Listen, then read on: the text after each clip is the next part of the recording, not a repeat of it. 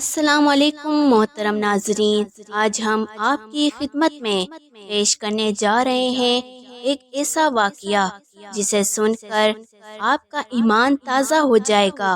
یہ واقعہ ہے ہمارے پیارے آقا صلی اللہ علیہ وآلہ وسلم اور ایک چرواہے کا، جس نے نہ صرف اپنی زندگی میں نماز پڑھی اور نہ ہی کبھی روزہ رکھا، لیکن آپ صلی اللہ علیہ وآلہ وسلم نے اس کو جنت کی بشارت دی۔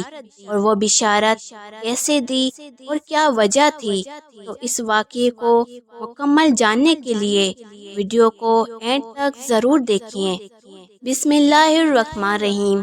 محترم ناظرین، غزوہ خیبر کے موقع پر ایک چرواہا حضور اقدس صلی اللہ علیہ وآلہ وسلم کی خدمت میں حاضر ہوا۔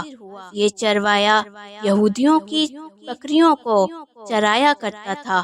اس چرواہے نے جب دیکھا کہ خیبر سے باہر مسلمانوں کا لشکر پڑاؤ ڈالے ہوئے ہیں، اس کے دل میں یہ خیال آیا کہ میں جا کر ان سے ملاقات کروں اور دیکھوں یہ مسلمان کیا کہتے ہیں اور کیا کرتے ہیں۔ چنانچہ بکریاں چراتا ہوا وہ چرواہا مسلمانوں کے لشکر تک جا پہنچا اور ان سے پوچھا کہ تمہارے سردار کہاں ہیں؟ صحابہ کرام نے فرمایا کہ ہمارے سرکار حضور اقدس صلی اللہ علیہ وآلہ وسلم اس خیمے کے اندر ہیں۔ تو چرواہے کو ان کی باتوں پر یقین نہ آیا۔ اس نے سوچا اتنے بڑے سردار ایک معمولی سے خیمے کے اندر کیسے بیٹھ سکتے ہیں؟ اس کے ذہن میں یہ تھا کہ آپ اتنے بڑے بادشاہ ہیں تو بہت ہی شان و شوکت کے ساتھ اور ٹھاٹ باٹ کے ساتھ رہتے ہوں گے، لیکن وہاں تو کھجور کے پتوں سے بنا ہوا ایک معمولی سا خیمہ تھا۔ تو وہ چرواہا آپ صلی اللہ علیہ وآلہ وسلم سے ملاقات کے لیے داخل ہوا اور آپ سے ملاقات کی۔ اس نے سوچا کہ آپ صلی اللہ علیہ وسلم کیا پیغام لے کر آئے ہیں اور آپ کس بات کی دعوت دے رہے ہیں۔ حضور اکرم صلی اللہ علیہ وآلہ وسلم نے اس کے سامنے اسلام اور ایمان کی دعوت رکھی اور اسلام کی دعوت دی۔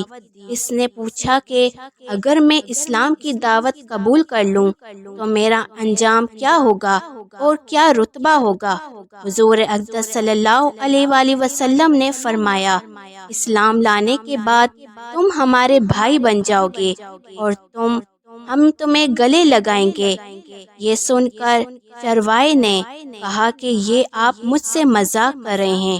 آپ نے کہا اور میں کہاں، میں تو ایک معمولی سا چرواہا ہوں اور میں ایک کالا حبشی انسان ہوں، میرے بدن سے بو آ رہی ہے اور ایسی حالت میں آپ مجھے گلے کیسے لگا سکتے ہیں؟ حضور اقدس صلی اللہ علیہ وآلہ وسلم نے فرمایا، ہم تمہیں ضرور گلے لگائیں گے اور تمہارے جسم کی سیاہی کو اللہ تعالیٰ سفیدی سے تبدیل کر دیں گے اور اللہ تعالیٰ تمہارے جسم سے اٹھنے والی بدبو کو خوشبو سے تبدیل کر دیں گے۔ یہ باتیں سن کر وہ چرواہا فوراً مسلمان ہو گیا اور کلمہ شہادت پڑھ لیا۔ اس کے بعد اس نے حضور اقدس صلی اللہ علیہ وآلہ وسلم سے پوچھا کہ یا رسول اللہ، میں کیا کروں؟ آپ صلی اللہ علیہ وآلہ وسلم نے فرمایا، اب تم ایسے وقت پر ایمان لائے ہو، نہ تو اس وقت کسی نماز کا وقت ہے کہ تم سے نماز پڑھواؤں اور نہ ہی روزے کا زمانہ ہے کہ تم سے روزے رکھواؤں، اور زکوٰۃ تم پر فرض نہیں۔ اس وقت تم صرف ایک ہی عبادت ہو رہی ہے جو تلوار کی چھاؤں میں انجام دی جاتی ہے، وہ ہے جہاد فی سبیل اللہ۔ اس چرواہے نے کہا، یا رسول اللہ، میں اس جہاد میں شامل ہو جاتا ہوں، لیکن جو شخص جہاد میں شامل ہو جاتا ہے اس کے لیے دو میں سے ایک صورت ہوتی ہے، یا تو غازی یا شہید۔ تو میں اگر اس جہاد میں شہید ہو جاؤں تو آپ میری کوئی ضمانت دیں گے؟ حضور اقدس صلی اللہ علیہ وآلہ وسلم نے فرمایا، میں اس بات کی ضمانت لیتا ہوں کہ اگر تم اس جہاد میں شہید ہو گئے تو اللہ تعالیٰ تمہاری بخشش فرما دے گا اور تمہیں جنت میں پہنچا دے گا، اور تمہارے جسم کی بدبو کو اللہ تعالیٰ خوشبو میں تبدیل کر دے گا، اور تمہارے چہرے کی سیاہی کو سفیدی میں تبدیل کر دے گا، چونکہ وہ چروایا یہودیوں کی بکریاں چراتا ہوا وہاں پہنچا تھا۔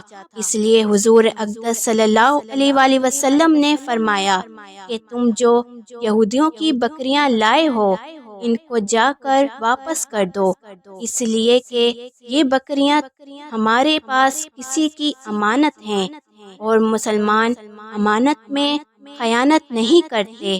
میرے عزیز دوستوں، اس بات سے آپ اندازہ لگائیں کہ جن لوگوں کے ساتھ جنگ ہو رہی ہے، جن کا محاصرہ کیا ہوا ہے، ان کا مال غنیمت ہے، چونکہ وہ چروایا بکریاں معاہدے پر لے کر آیا تھا۔